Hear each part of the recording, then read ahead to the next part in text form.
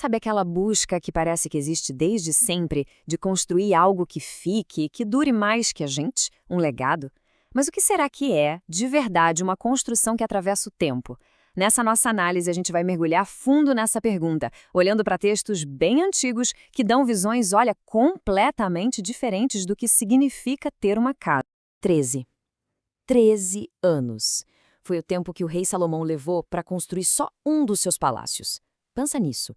Isso já dá uma ideia do tamanho da coisa, da escala monumental do que estamos falando. É, basicamente, o projeto de uma vida inteira. Um feito de engenharia, de poder, de tudo. E quando a gente olha os detalhes, a coisa fica quase inimaginável. O livro de Reis descreve uma riqueza absurda. Irão de Tiro, um mestre no que fazia, criou um mundo de bronze polido. Imagina só, colunas gigantescas, um tanque de água colossal em cima de 12 touros de bronze, tudo isso ainda com as melhores madeiras de cedro. Isso aqui não era uma simples construção, era a riqueza de uma nação inteira transformada em algo concreto, palpável. Então, o ponto central é esse. Esse projeto era o auge, o ponto máximo da capacidade humana daquela época. Era uma tentativa de construir aqui na Terra uma morada que fosse digna de Deus, usando tudo do bom e do melhor. Um monumento que deveria ser eterno, feito de pedra, de cedro e de muito, mas muito bronze. Só que, assim que a poeira da obra abaixa, surge uma ideia nova. E não é qualquer ideia. É uma perspectiva radical que vem para desafiar a lógica de todo esse projeto gigantesco. A pergunta sobre o que realmente significa construir estava prestes a ser virada de cabeça para baixo. E aqui vem a pergunta que muda tudo. Pensa bem, se estamos falando de uma divindade que é, por natureza, infinita, ilimitada, como é que ela poderia caber dentro de uma estrutura feita por homens, por mais incrível que essa estrutura fosse? Essa pergunta meio que quebra a lógica do tempo. E essa é a resposta dita séculos depois. É um argumento direto, uma reavaliação que abala toda a estrutura do esforço de Salomão. A mensagem é muito clara. O divino não se aprisiona em prédios, não importa o quão luxuosos eles sejam. E isso força a gente a repensar tudo. E para sacar essa ideia, a gente precisa voltar ainda mais no tempo. O texto de Atos lembra do tabernáculo, que foi a primeira morada. E o que ele era? Uma tenda, uma estrutura móvel. A sugestão aqui é que a presença divina nunca foi pensada para ficar fixa, parada num lugar só. A ideia era que ela se movesse junto com as pessoas. O que nos leva, claro, à próxima pergunta. Se a verdadeira casa não é feita de pedra e bronze, qual é a alternativa? Onde é que a gente encontra, então, essa morada que dura para sempre? A resposta é surpreendente e, na verdade, muito mais próxima da gente.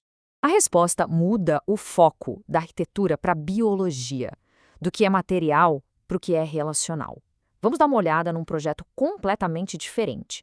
Um modelo de casa que não é construído com materiais, mas sim com gente, com relacionamentos. Uma estrutura que está viva, que é orgânica. E esse quadro aqui deixa o contraste bem claro. De um lado, a casa de Salomão, física, parada no tempo, um monumento ao poder do homem. Do outro lado, essa outra visão. Uma casa feita de laços, de família, um legado que respira, que cresce, que se multiplica. É uma construção viva. O Salmo 128 descreve os materiais dessa casa. E não são tijolos, são bênçãos. A satisfação de ver o fruto do seu trabalho, uma família que prospera, filhos que são o futuro, um legado que vai passando de geração em geração. A metáfora é toda natural, videiras, brotos de oliveira, coisas que crescem, que têm vida. Mas claro, toda casa, mesmo uma casa viva, precisa de uma fundação forte, né? Se não é de pedra e argamassa, o que é que segura tudo isso? A resposta está numa estrutura que a gente não vê, mas que é muito mais resistente, a sabedoria.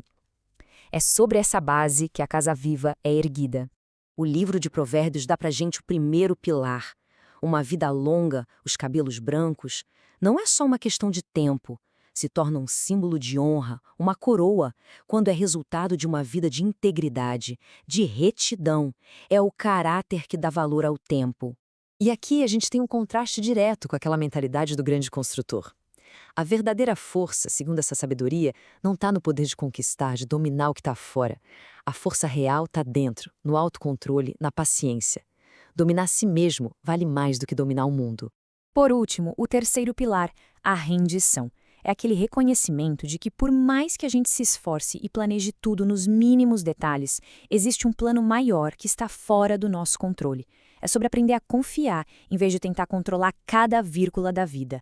Então, resumindo essa sabedoria toda, os verdadeiros blocos de construção de um legado que dura são esses 3. Investir no caráter e não na conquista, na retidão e não nas riquezas materiais, e na confiança em algo maior, em vez de viver na ilusão de que a gente tem o controle total.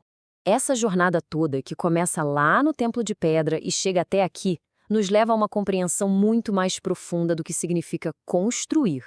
A grandeza do feito humano é colocada lado a lado com uma visão mais íntima e talvez muito mais duradoura.